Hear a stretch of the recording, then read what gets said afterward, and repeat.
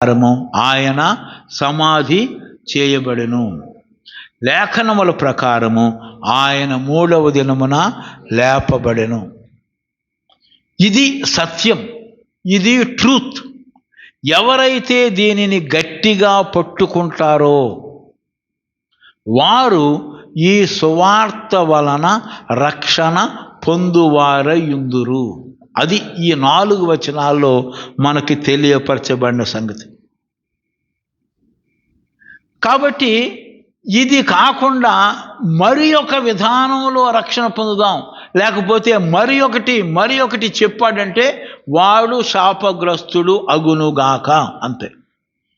అంటే మన EU సర్కిల్లో కనుక ఆలోచిస్తే మన యొక్క సేవలో బైబిల్ స్టడీకి పిలుస్తాం, ఎవాంజలిస్టిక్ బైబిల్ స్టడీకి వస్తూ ఉంటారు, రక్షణ పొందరు. మరలా గాస్పుల్ మీటింగ్స్ పిలుస్తాం, గాస్పుల్ రిట్రీట్కి పిలుస్తాం, ఒకసారి ఈ క్యాంప్ అంటాం, ఎవాంజలిస్టిక్ మీటింగ్ క్యాంప్కి వెళ్తారు. అట్లా కొంతమంది సంవత్సరం అంతా ఇక్కడికి వచ్చిన ఎవాంజలిస్టిక్ క్యాంప్కి వెళ్ళాకే రక్షణ పొందుతారు. అంటే మనమేదో ఎవాంజలిస్టిక్ క్యాంప్ వరకు వెళ్తేనే కానీ రక్షణ పొందరు అంటానికి లేదు. ఒక్కొక్కరు, ఒక యంగ్ ఫెలో చెప్పాడు, వాడు ముస్లిం బ్యాక్గ్రౌండ్, వాడు చాలా బలంగా ఉంటాడు, very rich man, business man. వాడు ఒకసారి మీటింగ్స్కి వచ్చాడు.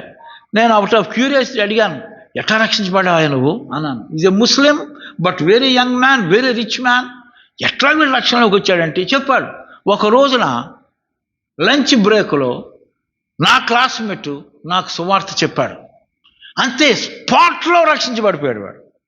Maybe his heart is very ready to receive the truth.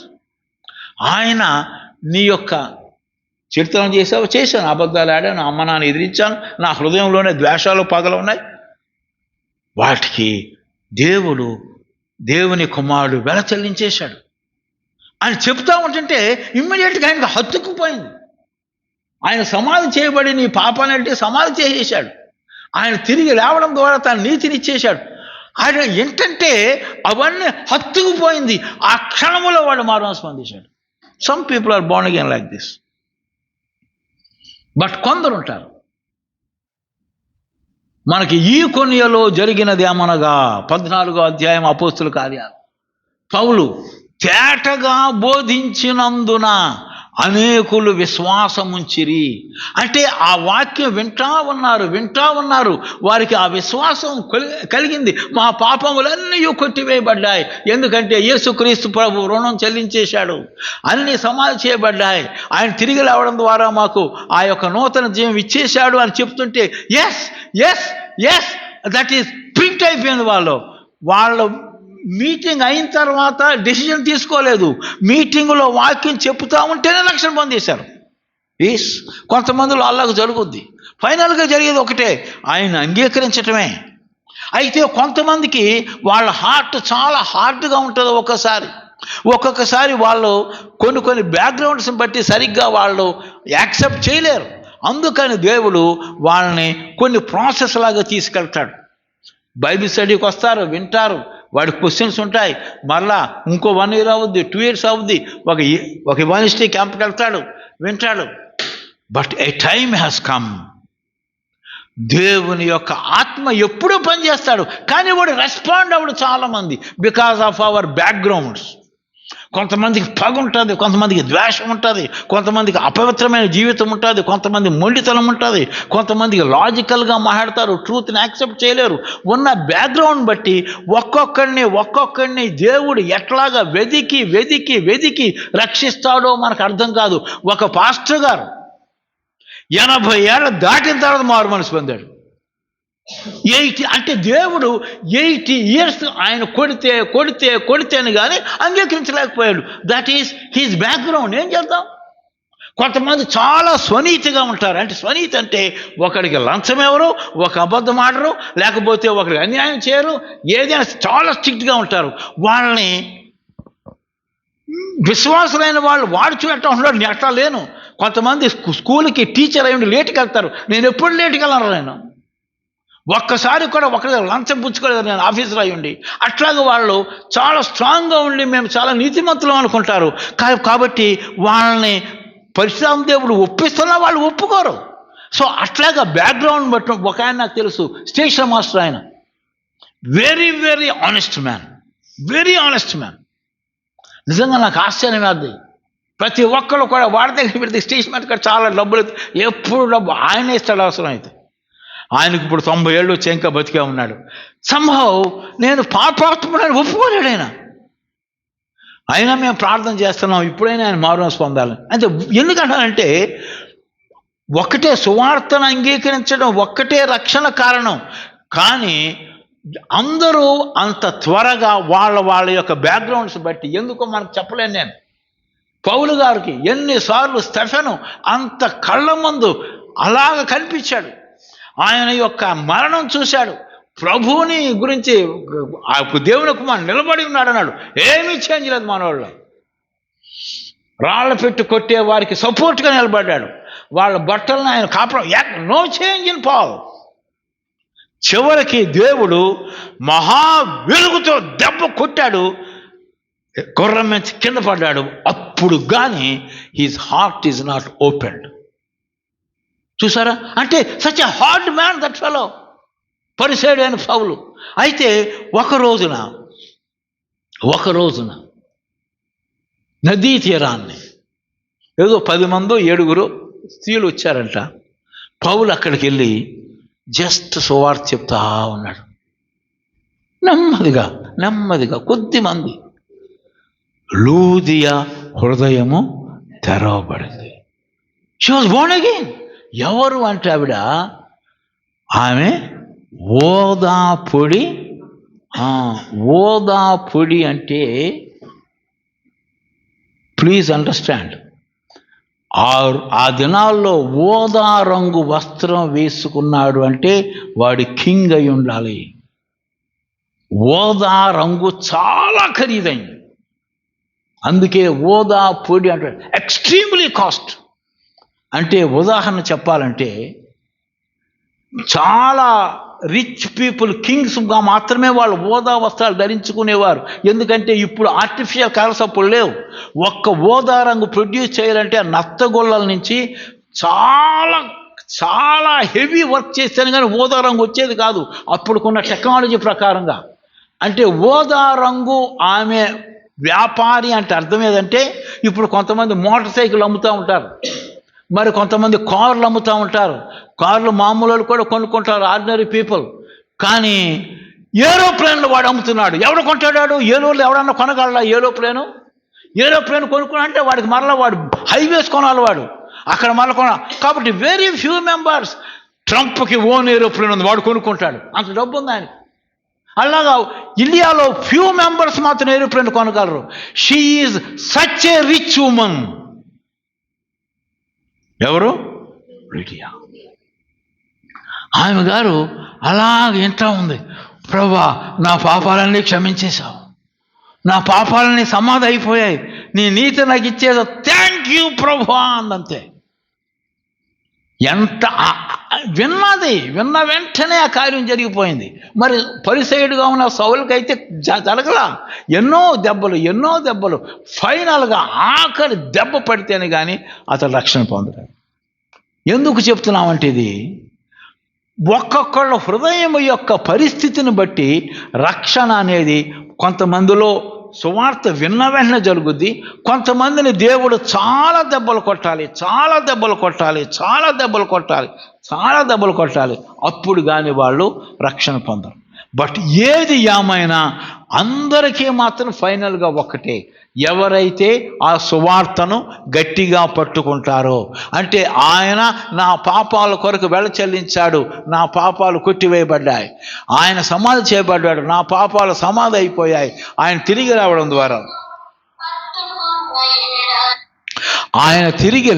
ద్వారా ఆయన నీతి నాకు అనుగ్రహించబడింది. థ్యాంక్ యూ ప్రభువా.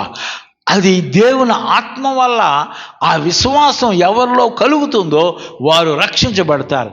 అయితే ఒక్కొక్కరు వారి బ్యాక్గ్రౌండ్ బట్టి ఇట్ మే టేక్ టైం. అందుకే మనం స్టూడెంట్స్ వస్తారు ఇవాంజలిస్టిక్ బైబిల్ స్టడీ, అప్పుడు మారు మనసు పొందకపోవచ్చు, గాస్పుల్ రిట్రీట్స్లో మారు మనసు పొందకపోవచ్చు. అయినా దేవుడు ఏదో వర్క్ చేస్తూ ఉంటాడు. ఒక అబ్బాయి ఇట్లానే విజయవాడ కొన్నాడు, తర్వాత వాడు క్యాంపుకి వెళ్ళాడు. క్యాంపుకి వెళ్ళినప్పుడు మచిలీపట్నంలో క్యాంప్, అక్కడ వాడు దేవుడిని దర్శించాడు. మార్వలస్. దేవుడు అలా పట్టుకున్నాడు వాడు. ఇక ఆ రోజు నుంచి ఈ రోజు దాకా ఫర్ ది లాస్ట్ 30 years అట్లా నిలబడిపోయాడంతే దేవుని కొరకు. We don't know how God. అయితే ఒక్కటి మాత్రం ట్రూత్, రక్షణ దేవుని వలన మాత్రమే కలుగుతుంది. ఏ మానవుడు కూడా నేను వాడిని రక్షించానని కానీ, నా ప్రసంగం వాళ్ళు రక్షించబడాడు కానీ ఎవడు ఎప్పుడు అనుకోవడానికి వీల్లేదు. ఫైనల్గా ప్రభువా నువ్వు రక్షించబడ్డావు, ఎందుకు రక్షించబడ్డావు? నా దేవుని కుమారుడు మానవుడుగా వచ్చి నా పాపలను తీసేశాడు, కొట్టేశాడు, శిక్షను భరించి నాకు క్షమాపణ ఇచ్చాడు. ఆయన చేసిన కార్యాన్ని బట్టి నేను పాప క్షమాపణ పొందాను. ఆయన సమాధి చేయబడ్డాడు కాబట్టి నా పాపాలు సమాధి చేయబడ్డాయి. ఆయన తిరిగి లేచాడు కాబట్టి నాకు నీతి అనుగ్రహించబడింది. ఆయన వల్ల నా బతుకు మారింది.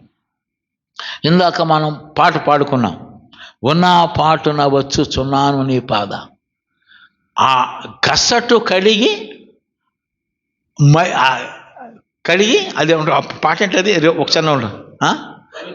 ఆ గసటు కడిగి పవిత్రపరచును డాగు మచ్చ. ఎందుకంటానంటే ఇది మన జీవితాల్లో రక్షణ పొందిన తర్వాత కానీ పొందక ముందు కానీ there are some dirty things we did. Dirty things. కొంతమందికి మాట ఇచ్చాను రా, నేను నిలబడలేకపోయాను, నేను బతకడం వేస్తా, ఉరేసుకుని సావాలని అంటాడు ఒకడు. ఎందుకంటే అది ఆయనకి చాలా వెరీ గ్రీవియస్ సిన్. వాళ్ళకి కొంతమందికి అంత గ్రీవియస్ సిన్ కాకపోవచ్చు అది. మరొకటి అంటే కొన్ని పాపములు మనకు గుర్తుకొస్తే మనల్ని మనం తట్టుకోలేము. అంతటి మైల, అంతటి గసటు అని కృంగిపోతూ ఉంటాం. ఒకసారి మన పాపాలు మనకు గుర్తుకొచ్చి ఆ పని ఎట్లా చేశారా నాకే తెలియదు అని ఆ పాపాలు మనం గుర్తు చేసి సాతానుడు మనల్ని తొక్కుతూ ఉంటాడు కిందకి. అప్పుడు మనం లేచి ఒకే రే సాతానుగా, ఆ రక్తంలో అది కొట్టివేయబడిందిరా అని అనాలి. కానీ మన పాపాల కొరకు మనం ఏడవకూడదు. ఎప్పుడు ఏడవంటే ఆ పాట మనం నేర్చుకున్నాం అనుకో, ఆ పాట ఎక్కడి నుంచి వచ్చింది? దేవుని వాక్యంలో నుంచే వచ్చింది. ఆ యేసుక్రీస్తు ప్రభు యొక్క రక్తములో గసటు కడిగి పవిత్ర పరిచింది. It is done. ఆయన రక్తం కాల్చినప్పుడే నా పాపం కొట్టివేయబడింది. Bible says, God's word says. కాబట్టి మనము మన యొక్క పాపం గుర్తుకొచ్చినప్పుడు మనం ఏడవం, మనం కృంగిపోం, ఎగిరి గొంతులేసి దేవుణ్ణి స్తుతిస్తాం. అయ్యా అంత రోత మురికి పాపాన్ని నీ కుమారుడు కడిగించాడు, praise God, praise God, praise God అంటాం. అలాగ మనం అనుకోవాలనే దేవుని వాక్యాన్ని పాటలుగా వ్రాశాను. Please understand. కాబట్టి ఎప్పుడెప్పుడైతే మన పాపం మారు మనసు పొందకముందు కావచ్చు, పొందిన తర్వాత కావచ్చు, కొన్ని మనం కృంగదీస్తూ ఉంటే చీ చీ చీ చీ ఎట్లా చేశాను రా, ఎందుకు చేశాను రా, ఇది పీక కోసి చంపేత పోరా నన్ను అని తన మీద తనకి అసహ్యం కలుగుద్ది. ఆ టైంలో నువ్వు హాని చేసుకోకూడదు. Remember the blood of Christ. Thank you Lord, thank you father. నీ కుమారుడు నా పాపాన్ని కడిగేశాడు. కొట్టివేయబడింది, కడిగివేయబడింది, తీసివేయబడింది, తుడిచివేయబడింది. I praise you. ఆ ప్రకారంగా సత్యం మీద మనిషిని నిలబెట్టడమే ఆ యొక్క పౌలు గారి యొక్క స్టాండ్. అందుకే అంటున్నాడు, మేము ప్రకటించిన సువార్తగాక వేరొక సువార్తను ఎవడు ప్రకటించినా వాడు శాపగ్రస్తుడగునుగాక. ఒక్కొక్కరేమో ఆన్ ది స్పాట్ నమ్ముకున్నారు. కొంతమంది ఓవర్ ది ఇయర్స్ దేవుడు వాళ్ళని మాట్లాడుతూ వచ్చాడు. ఇంకొక పాస్టర్ గారు 80 years తర్వాత నమ్ముకున్నాడు ఆయన. ఎందుకంటే ఆయన ఎన్ని ప్రసంగాలు చేశాడో మనకు తెలియదు, ఎంతగా ఆయన చేశాడో. అయితే అది చివరికి 80 years తర్వాత ఆయనలో వర్క్ చేసింది. అప్పుడు తన పాపాన్ని అయ్యో నేను మంచివాడిని కాదు ప్రభువా, నీ కృపే అనుకున్నప్పుడు దేవుడు అప్పుడు ఆయనకి రక్షణ వచ్చింది. అయితే ప్రతి ఒక్కరిలోనూ అదే, ఇది సువార్త. దాన్ని అంగీకరించడం అంటే రక్షించబడినవాడు ఏమంటాడంటే, ఖచ్చితంగా ఆయన వెల చెల్లించాడు రా, నా పాప రుణం పోయింది. నేనేదో ఉపవాసం ఉన్నాను, నేనేదో క్యాంపుకి వెళ్ళాను, నేనేదో ఈయులో ఉన్నాను, పలానా అన్న ఏదో ప్రసంగం కాదు కాదు కాదు కాదు. అవన్నీ జరిగి ఉండొచ్చు. లూది అంటది పౌలు ప్రసంగం కాదు, యేసుక్రీస్తు ప్రభువు నా పాపాలు కొట్టివేశాడు, నా పాపాలు నా మీద లేవు. యేసుక్రీస్తు ప్రభువు సమాధిలో నా పాపాలు సమాధి అయిపోయాయి కాబట్టి నా పాపాలకు క్లోజ్ చేశాడు దేవుడు. అంతేకాదు ఆయన తిరిగి లేచాడు, ఆయన యొక్క నీతి నాకు అనుగ్రహించబడింది కాబట్టి నేను నీతిమంతుణ్ణి. నేను ఎందుకు నీతిమంతునంటే నేను నీతి కార్యాలు చేశాను, మరి నీతిమంతుని కాలేదు. ఆయన తిరిగి లేచాడు కాబట్టి ఆయన నీతి నాకు అనుగ్రహించబడింది కాబట్టి నేను నీతిమంతుణ్ణి. నేను నీతిమంతుని అవడానికి ఆయన కారణం, నా పాపలను పోవడానికి ఆయన కారణం, నా పాపాలు సమాధి అయిపోవడానికి ఆయన కారణం. అంటే whole glory belongs to only the sun of God. అది పౌలు గారి యొక్క strongest point. Please, glory belongs to God, Jesus Christ alone.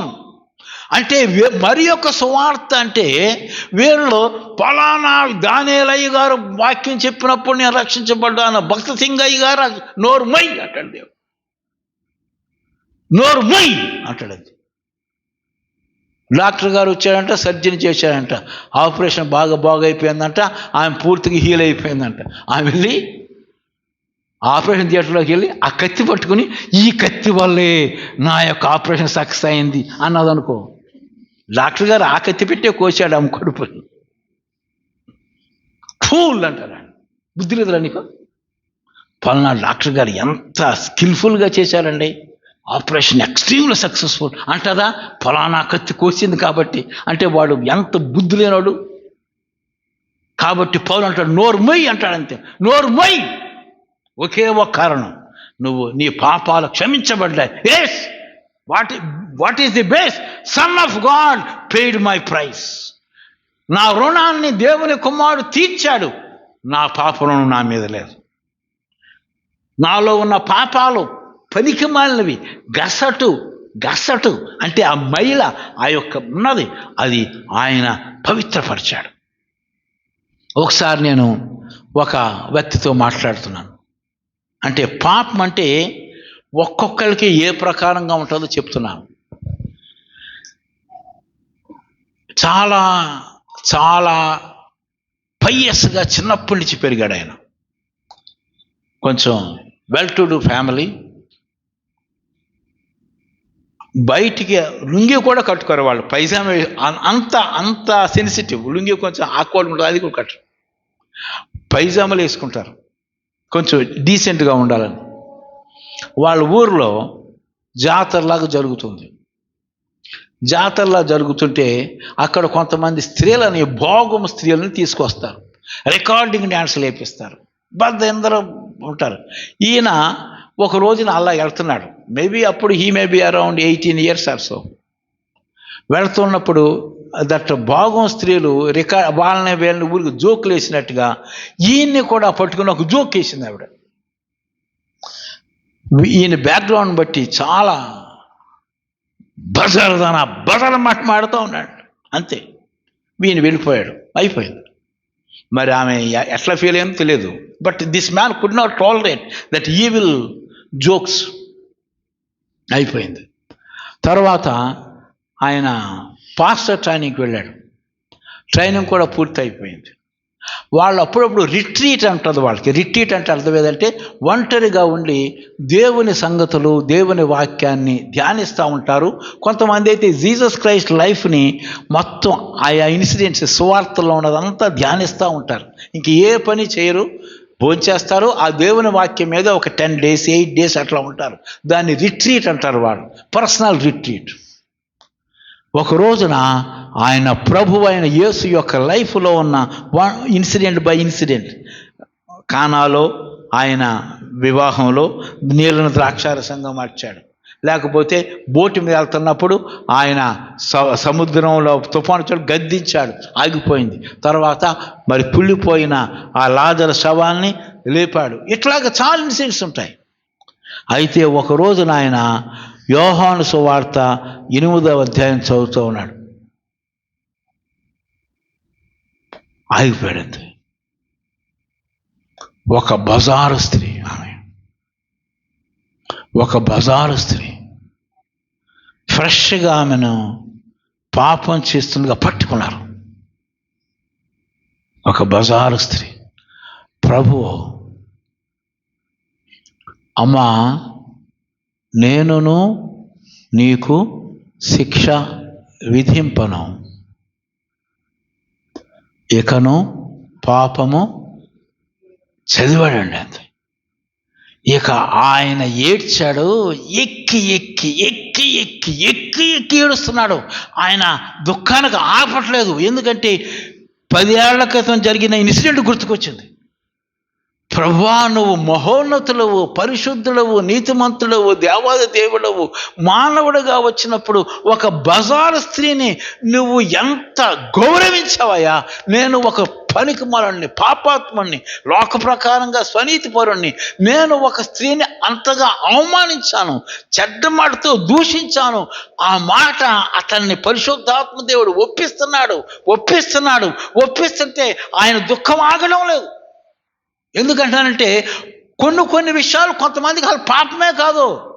But పరిశుద్ధాత్మ దేవుడు ఈయన ఒప్పిస్తున్నప్పుడు he could not stop his కన్నీళ్ళు ఆగట్లేదు. I'm wrong, I am evil. ప్రభువు నామములో, ప్రభు స్వరూపంలో స్త్రీ కానీ పురుషులు కానీ ఇద్దరు కూడా దేవుని స్వరూపంలో చేయబడ్డారు. నేను అవమానించాను. అయితే ప్రభు అయిన యేసుక్రీస్తు అయితే ఎంతగా ఒక వ్యక్తికి రెస్పెక్ట్ ఇచ్చాడు. మహాదేవుడైన పరిశుద్ధుడు, నేను ఇంత తప్పు చేశాను అని చెప్పి పరిశుద్ధాత్మ దేవుడు ఒప్పిస్తే he could not stop his tears for long time. ఆయనకి ఫైనల్గా ఆధారం ఏదంటే, అయ్యా, నీ కుమారుడు ఆ పాపాన్ని కూడా క్షమించేశాడు, కాబట్టి ఐ కెన్ టేక్ కంఫర్ట్. అంటే ఎందుకు ఇవన్నీ చెప్తున్నానంటే, మనల్ని రకరకాల పాపాలు, కొన్ని అసలు అవి నీకు పాపం కాకపోవచ్చు, మరి కొంతమందికి అదే పాపం. కొంతమందికి వ్యభిచారం చేస్తేనే పాపం, మిగిలిన ఏది పాపం కాదు. రియల్లీ. మరి కొంతమందికి ఏదో ఒక దొంగతనం చేస్తేనే పాపం, మిగిలినది ఏమీ పాపం కాదు. ఎందుకంటే వారికి ఆ యొక్క సెన్సిటివిటీ లేదు. But this man got sensitivity from the Holy Spirit ఆయన ఒప్పించేటప్పటికీ ఆయన పాపానికి హక్కు. సో కాబట్టి ఇక్కడ మనం ఏమి అర్థం చేసుకుంటున్నామంటే, రక్షణ అనేది యేసుక్రీస్తు జరిగిన కార్యాన్ని బట్టి మాత్రమే నాకు రక్షణ కలిగింది. నా లైఫ్లో ఒక ఇన్సిడెంట్ జరిగింది. I wanted to share with you. Andhra యూనివర్సిటీలో ఉన్నప్పుడు రక్షణ పొందాను. నేను అప్పుడు రీసెర్చ్ స్కాలర్గా ఉండేవాడిని. 76, 79. సో ఫుల్ ఆఫ్ జాయ్, చాలా మంది హుషారుగా ఉండేది. బికాజ్ ఆఫ్ ఫెలోషిప్, EU ఫెలోషిప్లో చాలా హ్యాపీగా ఉండేవాడిని. 79లో అప్పుడే రక్షణ పొందాను నేను. అయితే 80లో ఆంధ్ర లయోలా కాలేజీలో మామూలుగా ఉద్యోగం కొరకు వచ్చి జాయిన్ అయ్యాను. అక్కడ విశ్వాసులు ఎవరు ఉండేవారు కాదు ఆ టైంలో. సో బయటికి వెళ్ళేవాడిని, సువార్తలో పాల్గొనేవాడిని, మరలా వచ్చి ఒంటరిగా నేను రూమ్లో ఉండేవాడిని. వివాహం కూడా కాలేదు. 1 or 2 years అయ్యేటప్పటికీ నాలో ఆ సంతోషాన్ని కోల్పోయాను నేను. ఆ రక్షణ సంతోషం ఆ స్త్రీలో లేదు. వెంటనే నాకు డౌట్ వచ్చేసింది, నిజంగా నేను రక్షణ పొందానా? రక్షణ పొందితే ఎందుకు నాలో ఈ యొక్క ఆ రక్షణ సంతోషం ఏమైపోయింది? అలాగే ఉన్నప్పుడు మాకు ఈజీఎఫ్గా బైబిల్ స్టడీ జరిగేది. ఒక 8 members, 60 members వచ్చేవారు. రౌండ్గా కూర్చొని బైబిల్ స్టడీ చేసేవాళ్ళు. ఆ రోజు ప్రభు అయిన యేసుక్రీస్తు యొక్క సిలువ గురించి డిస్కస్ చేస్తూ ఉన్నారు. సగం మాత్రమే బైబిల్ స్టడీ అయింది. ఇక అది వింటూ ఉన్నాను నేను. ఒక ½ an hour అయ్యేటప్పటికి గొప్ప ధైర్యం వచ్చేసింది నాకు. All my sins are forgiven. ఎందుకనంటే ఆ రోజు యేసుక్రీస్తు ప్రభు యొక్క శిలువ మరణం గురించి స్టడీ చేస్తూ ఉన్నప్పుడు ఆయన నిజముగా చనిపోయాడు. ఆయన చరిత్రలో నిజముగా చనిపోయాడు. చనిపోవడం ద్వారా నా పాపానికి వెల చెల్లించేశాడు. ఆ సత్యం నన్ను అలాగా నిలబెట్టేసింది. వేళ ఆ రోజు నుంచి ఈ రోజు దాకా దుష్టుడు కానీ దురాత్మ కానీ నువ్వు నిజంగా రక్షించబడ్డావా అనే డౌట్ నాలో తీసుకుని రాలేదు. ఎందుకంటే నా రక్షణకు ఆధారం ఆయన మరణం. ఆయన మరణం వల్లే నా పాపాలు క్షమించబడ్డాయి, మరి ఇంకేమీ కాదు. ఆయన మరణాన్ని ఎవడు కూడా రివర్స్ చేయలేడు. Impossible. My salvation no one can reverse it, nobody can take it. ఎందుకంటే ఆయన మరణం అయినప్పుడే నా పాపములు టోటల్గా కడిగి వేశాడు. My salvation is because of his finished work on the cross. అంటే ట్రూత్లో మనం ఉన్నప్పుడు మనము అటు ఇటు షేక్ అవ్వలేం. కాబట్టి ఇదే విషయం, ప్రభువా నీ కుమారుడు మరణించాడు, నా పాపాలకు వెల చెల్లించాడు. నీ కుమారుడు సమాధి చేయబడ్డాడు, నా పాపములు సమాధి చేయబడ్డాయి. నీ కుమారుడు తిరిగి లేచాడు, నీ నీతి నాకు అనుగ్రహించబడింది. Praise the Lord. Holy week మీకు తెలిసే ఉంటుంది. హోలీ వీక్ అంటారు, కొన్ని సంఘాల్లో అంటారు, అన్ని సంఘాలు అనరు. ఆ హోలీ వీక్ ఏంటంటే మట్టలాది వారి నుంచి ఆ మంచి శుక్రవారం వరకు, తర్వాత ఈస్టర్ కూడా, దాన్ని హోలీ వీక్ అంటారు. ఆ హోలీ వీక్లో కొన్ని సంఘాలు ఏం చేస్తారంటే devotions on his death, burial, వాటి గురించి రోజు డివోషనల్ మెసేజ్ ఇస్తారు. Monday to Friday or Thursday, తర్వాత గుడ్ ఫ్రైడే, తర్వాత సాటర్డే, అలాగా అదంతా హోలీ వీక్లో స్పెషల్ మెడిటేషన్స్ చేస్తారు. ఒకరోజు నేను వెళ్ళాను, నర్సాపురం వెళ్ళాను. Daily I'm speaking. ఒకరోజు మాత్రం ఆయన సమాధి గురించి నాకు టాపిక్స్ ఇస్తారు, దాన్ని ఆ రిఫరెన్స్లు బట్టి మేము వాక్యం చెప్తాం. నేను ఆ రోజు వాక్యం చెప్పాను. ఇక రూమ్కి వచ్చేసాను. నాకు గెస్ట్ రూమ్ ఇచ్చారు, స్టేయింగ్ ఎలోన్. ఇక ఆ సమాధి గురించి ధ్యానిస్తుంటే ఎంత సంతోషం వచ్చేసిందంటే, all my sins are buried, ఆ పరిశుద్ధాత్మ ద్వారా ఆ సత్యము నాకు థ్రిల్, జాయ్, పవర్ వచ్చేసింది. ఇక I want to share with somebody. ఎవరికి చెప్పాలి? ఒంటరిగా ఉన్నాను, బట్ ఫోన్ ఈజ్ దేర్. వెంటనే కొట్టాను ఫోన్ నెంబర్. ఫోన్ కొట్టా. ఎరా స్వామి అంటాను. మా అబ్బాయి వాడు అప్పటికే రక్షణ పొందాడు.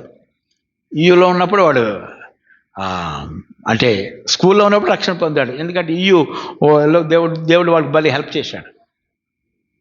వాడు అప్పుడు హైదరాబాద్లో చదువుకుంటున్నాడు. వాట్ డాడీ అన్నాడు. రేయ్, all your sins are buried రా అన్నాను. ఎస్ డాడీ, ఎస్ డాడీ అని వాడు ఎంత సంతోషించాడు. The thrill I have because his burial is true. My sins are buried. It is equally true. అయితే కొంతమంది అడగవచ్చు, మనము ఎవరిని బరీ చేస్తామంటే ఒక వస్తువుని బరీ చేయొచ్చు, ఒక మ్యాటర్ని బరీ చేస్తాం. ఒక మనిషి చనిపోయాడు, ఆయన శరీరాన్ని బరీ చేస్తాం, ఇట్స్ ఎ మ్యాటర్. లేకపోతే యేసుక్రీస్తు ప్రభు యొక్క శవం, దాన్ని బరీ చేసే, it's a matter, it's a body. కానీ ఇక్కడ సిన్ అది కనపడదే. నాలో అసూయ ఉందనుకోండి, డాక్టర్ గారు వచ్చి నన్ను ఓపెన్ హార్ట్ సర్జరీ చేస్తే ఆయనకి అసూయ కనపడదు. సిన్ అనేది not matter, it is non matter. ఆలోచన ఇట్ ఈజ్ కనపడదు మీకు. నేను ఆలోచిస్తున్నాను నిజమే, నా ముఖాన్ని చూసి మీరు చెప్తారు, కానీ నా యొక్క బ్రెయిన్ మీరు ఓపెన్ చేస్తే నేను ఏం ఆలోచిస్తున్నానో అక్కడేం కనపడదు. సో మ్యాటర్ ఉంది, నాన్ మ్యాటర్ ఉంది. పాపం అనేది ఇట్స్ ఎ నాన్ మ్యాటర్. అయితే ఇక్కడ పాపము, అసూయ చచ్చిపోయింది అంటే అర్థం ఏదంటే it becomes inactive like a dead man. It is buried అంటే అర్థం ఏదంటే it will not be seen. సచ్చినవాడిని మనం కప్పెట్టేసేవాడు కనపడడు. కాబట్టి మన యొక్క పాపం విషయంలో చింతొద్దు. చేసావు తప్పు, చేయకూడదు తప్పే చేసావు, చేయడానికి తప్పుడే చేశావు. ఆయనేమో ఒక స్త్రీని అవమానకరంగా మాట్లాడాడు, అదే తప్పే. అయితే ఆ తప్పుని యేసుక్రీస్తు యొక్క శిలువలో మరి క్షమించబడ్డమే కాదు, అది బరి అయిపోయింది. ఇంక మనం దాని కొరకు కృంగిపోనవలసిన పని లేదు. ఎందుకంటే సాతాను గాడి యొక్క విషయం మనం చూస్తే ప్రభువు శిలువలో చనిపోయినప్పుడు సమాప్తమైనది అని 6వ మాటగా చెప్పి, తండ్రి నా ఆత్మను నీకు అప్పగించుకున్నాను అన్నప్పుడు సాతానుగాడు యొక్క వాడి లోకమంతా షేక్ అయిపోయింది. వాడు పిచ్చోడైపోయాడు. ఎందుకంటే వాడి యొక్క బలమంతా మన పాపం. మన పాపాన్ని మనకు గుర్తు చేసి తొక్కుతా ఉంటాడు. మన పాపాన్ని మనకు గుర్తు చేసి ఏడిపిస్తూ ఉంటాడు. మన పాపాన్ని మనకు గుర్తు చేసి నెమ్మది లేకుండా చేస్తాడు.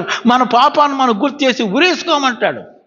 కానీ శిలువ మరణాన్ని ఎవడైతే గట్టిగా పట్టుకుంటాడో వాడేమంటాడంటే, సాతానుగాడు మన పాపాన్ని గుర్తు చేసి మనకు దుఃఖాన్ని కలుగు చేస్తున్నప్పుడు, రే సాతానుగా దుర్మార్గుడా, ఈ పాపానికి యేసయ్య వెల చెల్లించేశాడ్రా, రే ఈ పాపాన్ని బరీ చేశాడ్రా యేసయ్య అని ఎప్పుడైతే అంటామో వాడు నోరు మూసేస్తాడు.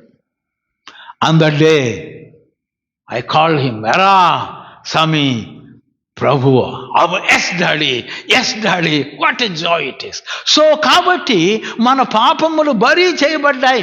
దానికి ఆధారం రుజువేదంటే యేసుక్రీస్తు బరీ చేయబడ్డాడు. It is truth, it is historical fact. తర్వాత మనకు దేవుని నీతి ఆపాదించబడింది. ఏమిటయ్యా రుజువు? నేను మంచి పనులు చేయడం వల్ల నేను నీతిని సంపాదించలేను. కానీ రోమాపత్రిక 6:24-25 ఉంది, ఆయన మన అపరాధముల చేత అప్పగించబడి మనము నీతిమంతులముగా తీర్చబడుటకై తిరిగి లేపబడెను. అంటే ఆయన పునరుద్ధానము దైవ నీతిని మనకు ఇచ్చేసింది. God, your son gave me your righteousness. ఆయన నీతి, నా యొక్క నీతి ఏంటి? అది పాపం తప్పలేదు. But his resurrection gave me his righteousness. కాబట్టి పౌలు అంటాడు, you base yourself on Jesus Christ alone. ఆ ఘనత, ఆ మహిమ ఏ మానవుడికి, ఏ కార్యానికి ఇవ్వకూడదు. నీకు నువ్వు కూడా దాన్ని తీసుకోకూడదు. నేను ఏదో కష్టపడి సంపాదించుకున్నాను, నా యొక్క ఎఫర్ట్ వల్ల రక్షణ వచ్చింది అని నీవు పొందకూడదు. ఇంకా ఏ మానవుడికి ఆ ఘనత ఇవ్వకూడదు. ఘనత ఎప్పుడు ఆయిందే. he is buried, my sins are forgiven. ఆయన తిరిగి లేచాడు, నాకు ఆ నీతి అనుగ్రహించబడింది. అందుకే 5:21 2వ కొరింథీయుడు అంటాడు, మనము ఆయన నీతి అగునట్లు. హల్లెలూయా! What a one! అరే నాకు అది వణుకు పుట్టిస్తుంది ఆ మాట. ఆయన నీతి, కెరూబులు శెరూబులు వణికిపోయేవారు ఆయన నీతి, ఆయన పరిశుద్ధత ముందు. నేను ఆయన నీతి అవ్వడమా? No no no no no no ఆయన పేరెత్తడానికి నాకు యోగ్యత లేదు. ఎందుకంటే మన హృదయంలో ఏంటి దురాలోచనలు, జాగ్రత్తలు లిస్ట్ ఉంది. నేను ఆదాము పుట్టినోడిని, నేను ఆయన నీత కరెక్ట్ ఎట్టి పరిస్థితుల్లోనూ నేను కాలేను.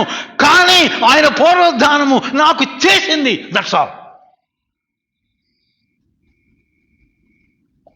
అది వాక్యాన్ని పట్టుకో, సువార్తను పట్టుకో. ఎవరైతే దాన్ని పట్టుకుంటారో సువార్త వల్లనే వారు రక్షణ పొందువారయ్యుందురు.